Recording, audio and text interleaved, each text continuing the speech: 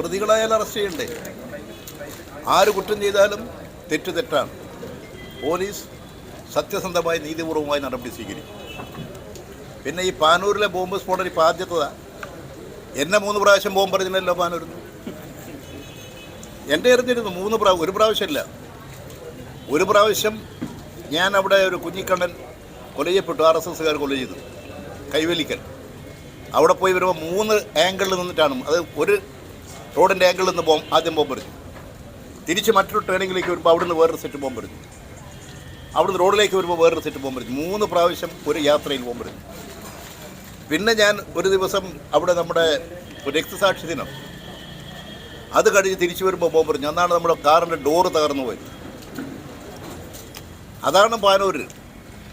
BJP RSSകാർ നേരത്തെ തന്നെ bomb നിർമ്മിക്കുന്നൊരു പ്രദേശമാണത്.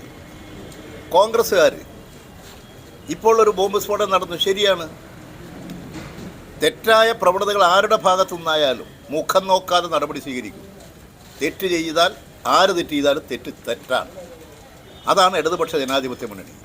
പക്ഷേ ഇതൊരു എന്തോ ഒരു CPM-കാർ ചെയ്ത പോലെ എന്ന് വരുത്തി തീർക്കുന്നവരോട് ഞങ്ങൾ ചോദിക്കട്ടെ. 2011 നാദാപുരം തരിക്കാട്ടേരി ബോംബ് സ്ഫോടനം നടന്നില്ലേ? 5 മുസ്ലിം ലീഗ് പ്രവർത്തകരാണ് സ്ഫോടനത്തിൽ മരിച്ചത്. 2013 വീണ്ടും ബോംബ് പൊട്ടിയവിടെ 8 പേർക്കാണ് പരിക്കേറ്റത്. അതിൽ 4 പേര് ഇന്ന് ജീവച്ചവകളായി ജീവിക്കുന്നുണ്ട്, കണ്ണില്ല, കാലില്ല, കൈയില്ലാത്തവരായിട്ട്.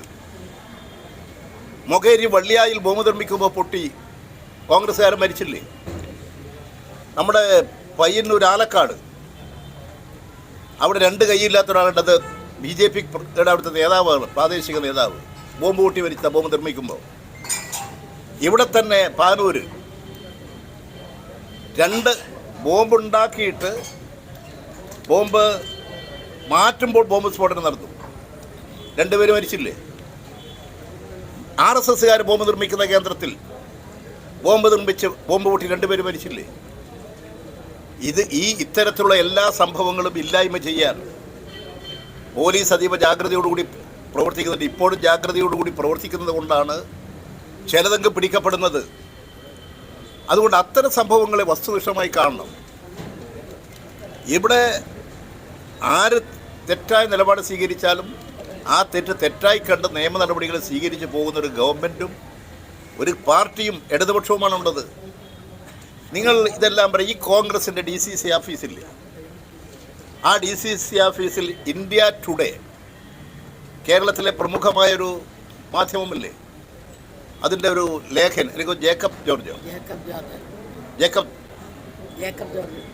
ജോർജ്, അദ്ദേഹം കോൺഗ്രസിൻ്റെ DCC ഓഫീസിൽ പോയി. ഇപ്പം അദ്ദേഹം ചില ചാനൽ ചർച്ചയിലൊക്കെ സജീവമായി പങ്കെടുക്കുന്നുണ്ട്.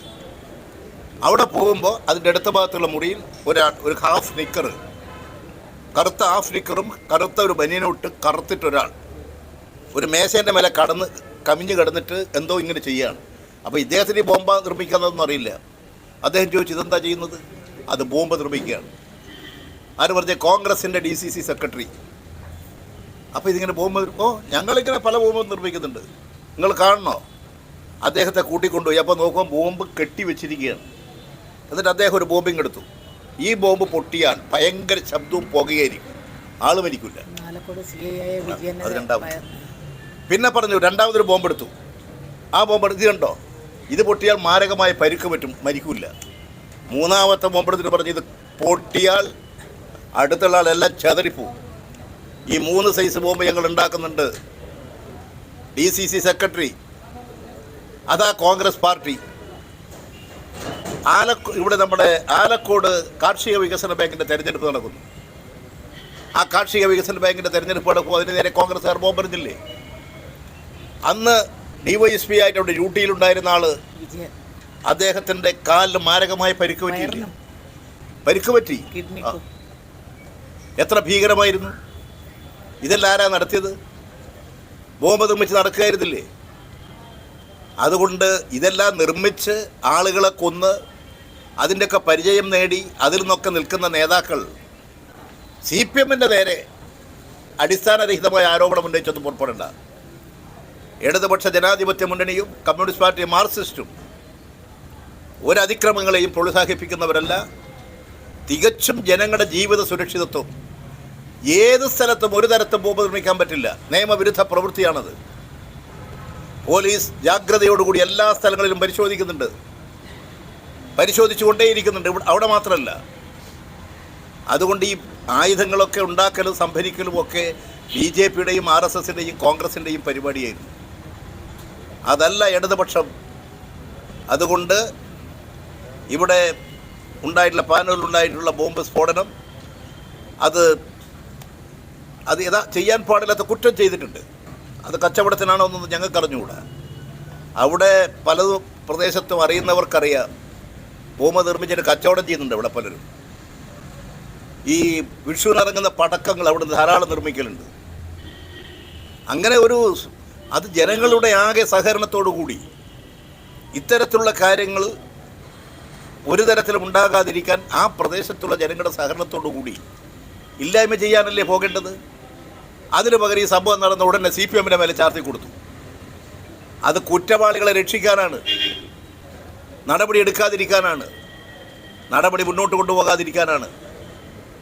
അതുകൊണ്ട് ഞങ്ങൾ പാർട്ടി നോക്കിയിട്ടല്ല ഇത്തരം കേസുകളിൽ നിലപാട് സ്വീകരിക്കാറ്.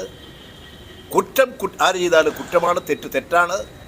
അതിൻ്റെ അടിസ്ഥാനത്തിൽ ഇവിടുത്തെ നീതിന്യായ വ്യവസ്ഥ സംരക്ഷിക്കാൻ, ജനങ്ങളെ സംരക്ഷിക്കാൻ, സമാധാനപരമായ ജീവിതം ജനങ്ങൾക്ക് നൽകാൻ എല്ലാ തരത്തിലുള്ള നടപടികളും ജനസംരക്ഷണത്തിന് വേണ്ടി സ്വീകരിക്കുന്നതാണ്.